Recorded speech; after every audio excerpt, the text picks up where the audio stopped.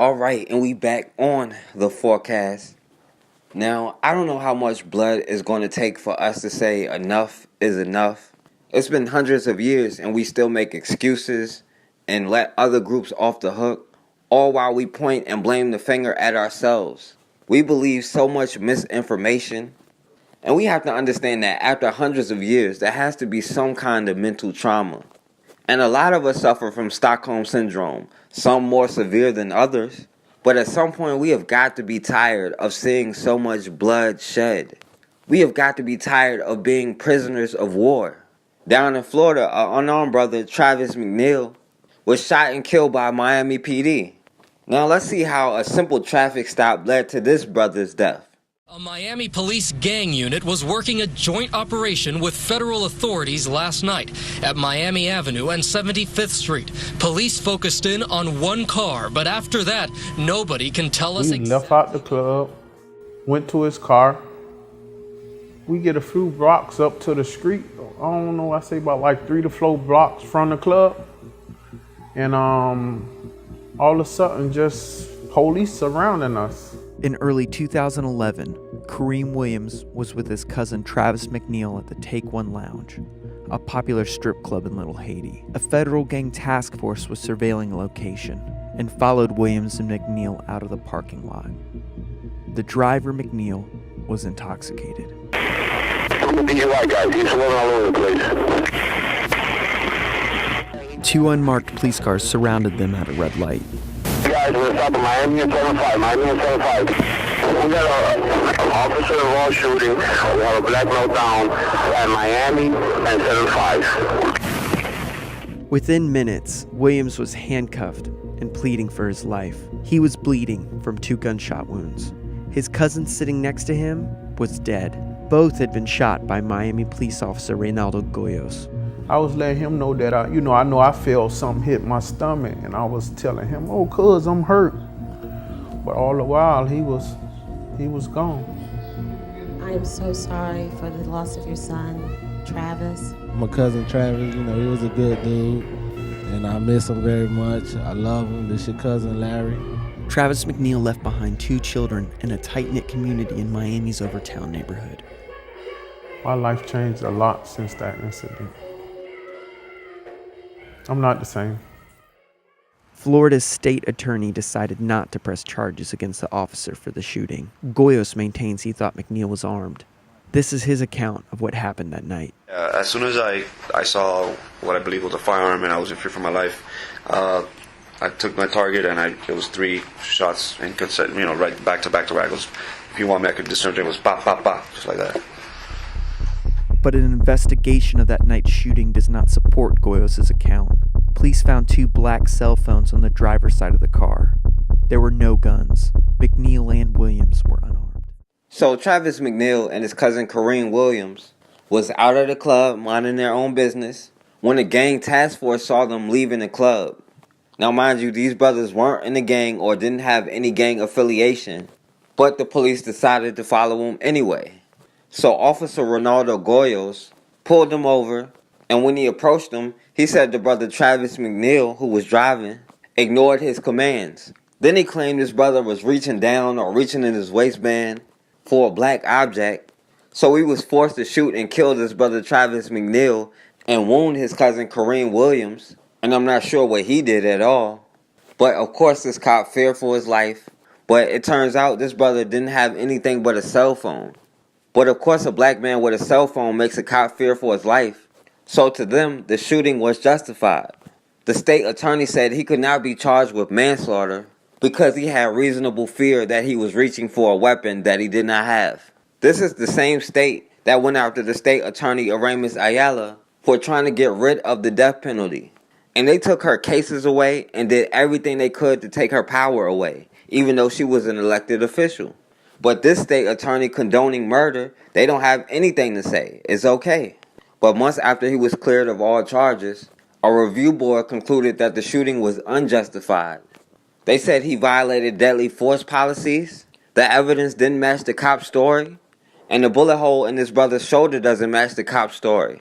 And they said he never should have even approached him in the first place. So the police chief did eventually fire him. Officer Reynaldo Goyos was fired after an internal investigation led by 4 senior officers ruled the shooting was unjustified.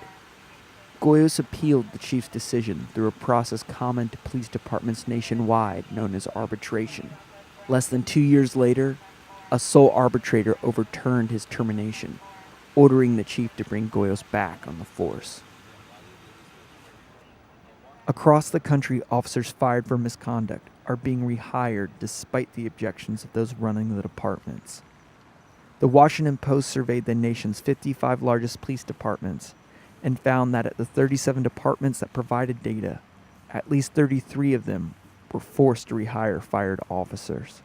Of the more than 1,800 officers terminated for misconduct since 2008, the Post found that 1 in 4 had been reinstated. This was the 7th time in 8 months that Miami police had shot and killed a black man, prompting a probe by the Justice Department. Rodolfo Llanes led the department's internal investigation of the McNeil shooting. He is now Miami's police chief. When we looked at the facts of the case, the physical evidence versus Officer Goyos' statement, his statement was not consistent with the physical evidence.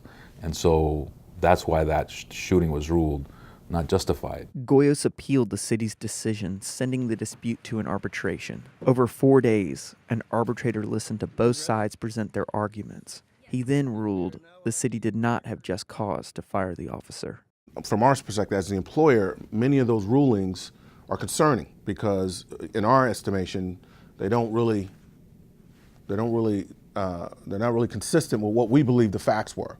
And so as far from a process perspective, you have one person that's basically judge, jury, and executioner. And in the state of Florida, it is very rare that you can even challenge the arbitrator's finding.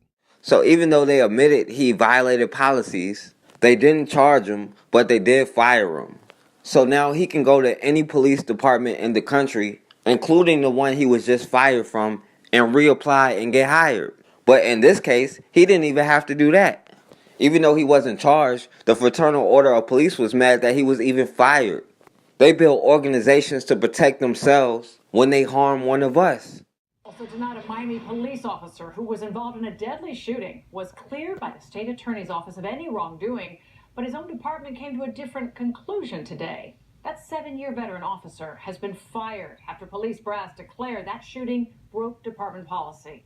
Local 10's Rodolfo Llanes live in Miami now with reaction to the firing. And Lori, that officer won't face any criminal charges because of that prior ruling by the state attorney's office. But today, that now former Miami cop was given his walking papers from the department because of his actions on that night. Travis McNeil was unarmed when a Miami cop fired 3 shots into his car, killing him on that February 2011 night. All I know is that the police killed my son. That was his grieving mother then, and here is Sheila McNeil now, almost 2 years to the day she lost her 27-year-old son. I think it's a long time coming. Sheila was told privately weeks ago that the job of Miami detective Reynaldo Goyos was on thin ice because he violated the department's deadly force policy on that night. Today, that dismissal became final. You hate to see anybody lose their livelihood, but my child lost his life, and I think it's a small price to pay for what happened to Travis that night.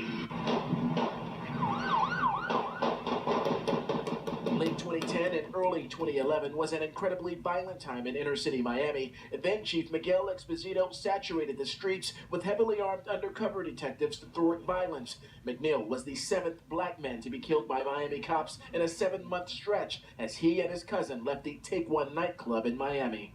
But there's no justice.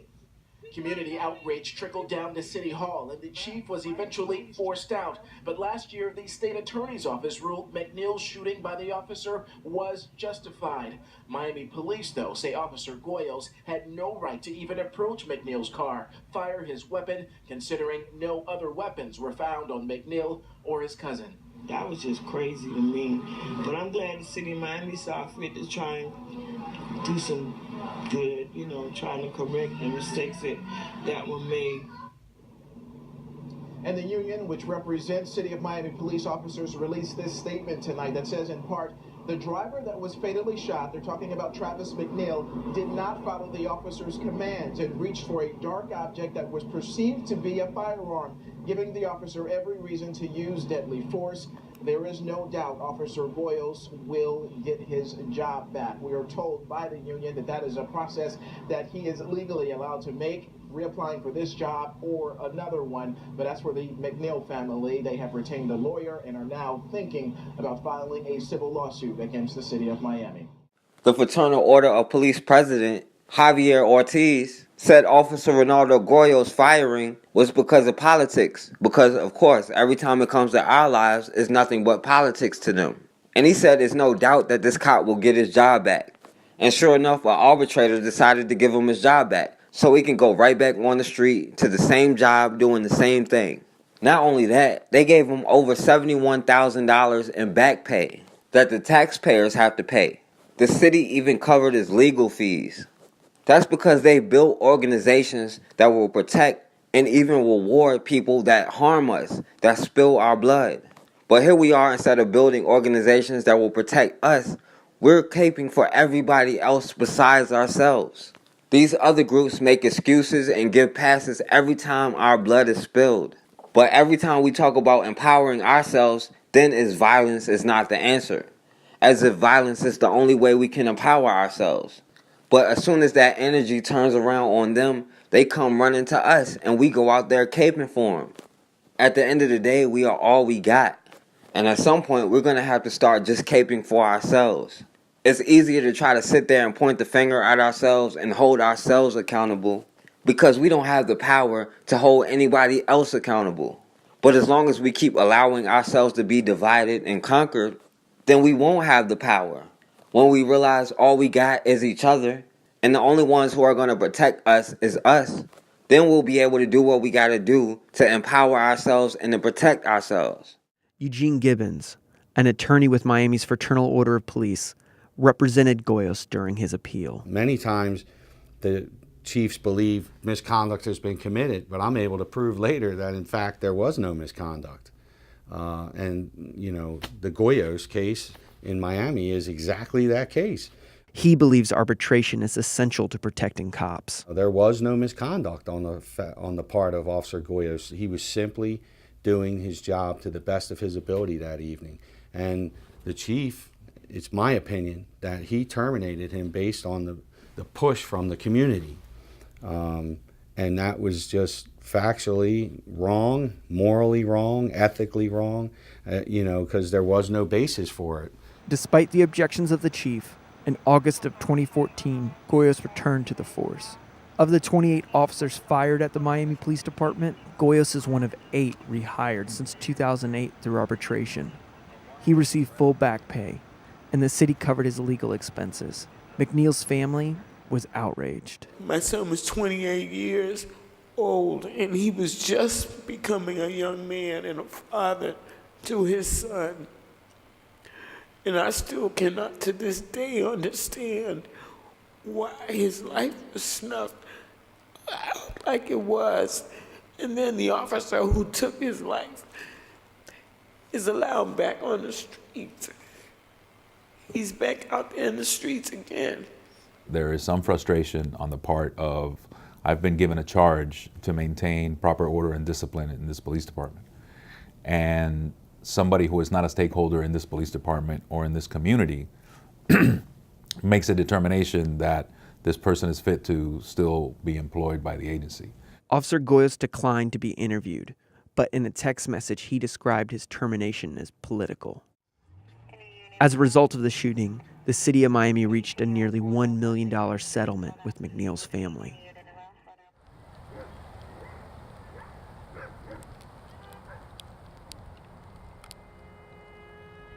And it's sad how, that situation happened. Like, he getting off and, got his job back like he was rewarded.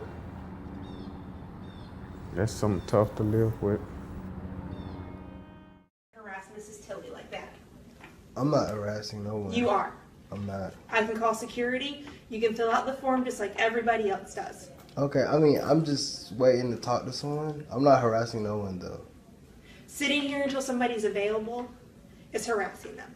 That's not It harassing. is. Would you like for me to call campus security? I mean, I will go do that. okay. Hey, the girl that called the police on the barbecue people was bailing on us. She gone. She ain't taking no more of our shit. She gone. She said she done with the memes. She's out of here. Look, she's turning around. She's putting some in her pocket. She bailing on us, y'all. She's out of here. Let's go do donuts in her house. Fuck it. We got the address. Big Barbecue Sesh. Big Barbecue. Turn up. Turn up. Turn up. Shut up, trap hours. Steal some food. Issues with my airmen and my NCOs that are lower ranking with me, but they're black females. And it pisses me the off that they have no respect and constantly having an attitude. And what the is up with that? Like, I'm trying my best to hold my professionalism with them, but good God, they have no respect whatsoever. Every time I talk to them, no ma'am. It's just like they're talking down to me. And I'm trying to tread lightly as a, higher ranking NCO, not to blow the up and start a fight club. But I'm over it. Why is that? Why is it that every time I encounter, my subordinates that are black females, they have a giant attitude? And it's not like I'm coming to them with a attitude. I don't. But every time I talk to them, it's like I'm just some stupid girl that it just doesn't even, what is that called? Like I don't even deserve to be talked to as a person. Yes, I've been threatened by a resident, and he's here now knocking on the door, threatening me and stuff. Okay. Hey, you step back there. I own property on here, bro. You work for me. I asked you to step out. Man, come on out here, man. You say what? Do you have a weapon on you? No, man. I own property on this property. You have been disrespectful to me and unprofessional. I asked you for your name and you will not give it to me. Would you please report yourself to me, sir? Identify who you are so I can handle this with your superior. Who are you, sir? What is your name? Okay. What is your name, sir? No, well, he showed up. When I get in and I don't know who he is and he started cursing at me to let. No, I didn't, sir. You were asleep, sir. You were asleep, sir. Okay. You woke up drinking or doing any drugs? Because you were asleep, sir. And you mismanaged your post, sir. You don't have to deal with me, man. When it's all said and done, you trying to ignore me, but you're going to have to deal with me. You're going to have to look me in my eyes as a man, and you're going to have to deal with me, sir. All what you're doing is making it worse. You could have just said my bad, and we could have been on by that night. What you're doing right now, man, you making it worse. Whatever your name is, we're going to find it, and me and you going to get to the bottom of it. You understand me? Ain't nobody going to get you out of here. I can he's saying okay, so just nobody. Oh, okay, man. Okay. I own property here. You report to me, sir. Who else is on post? We ain't got to bring nobody else into it. Your security and nobody else. We can just talk right out here. Can he see you? Okay, the police is here. Okay, I'll go ahead and let you go, okay? Okay, all right, thanks. You're welcome. Bye-bye. Oh, so is it time for me to ask a question yet? Go ahead. Me or? No, I'm talking to the officer who was Me? Yes, sir. I told you can answer any question. I've been waiting to get you to a point where I can respectfully ask you a question as to why I was arrested. You acting like a fool? I wasn't acting like no fool. How was I acting like a fool? Because I was questioning the person who refused to acknowledge me for the application. I didn't have to answer you. And taxes to pay that man. No, he did not answer me. You say, excuse me, sir? No, I said I didn't have to answer you. He didn't have to answer me. How so, sir? But tell me, okay, well, even if you feel that he didn't have to answer me, what Plus, you didn't have to come back. Plus, I didn't have to, but I have a right to come back. I paid millions of dollars for a house, and that residential that's what you want to do. So I'm not going to argue. But sir, I'm asking a question and you never answered me. Well, you want to argue every time I answer you. No, sir, I'm not arguing. I'm merely requesting an answer. Why was I arrested? You said I was acting a fool. How so? You said because I came back and I questioned a man. You should have came back. I shouldn't have came back. That's my right as a taxpaying citizen. Okay. Why did that constitute for me to be arrested? Okay. Sir, you still haven't answered my question. I'll answer your question. You're answering a question. Oh, well, then you'll be answering to my lawyer at that point. That'd be awesome.